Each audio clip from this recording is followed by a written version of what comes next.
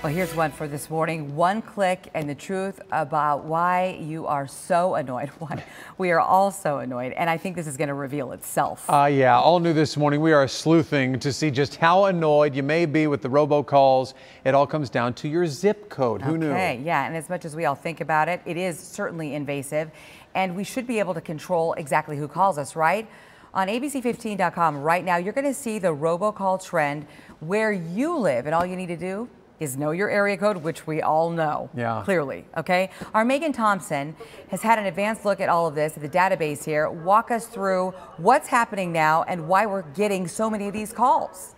Yeah, so much so, especially in the last year. Now, this data was all compiled by UMail Robocall Index. We want to show you one of those examples of an area code. Say you have the area code 602. Those are people who usually live in maybe Glendale, Tempe, and Scottsdale. And those parts of the area, they saw calls go up by 13.9 million. They got 13.9 million robocalls, which is already a lot last year, to over 24.8 million in just 1 year, with the average person getting nearly 20 calls individually every month. And that's just one area code we're talking about here.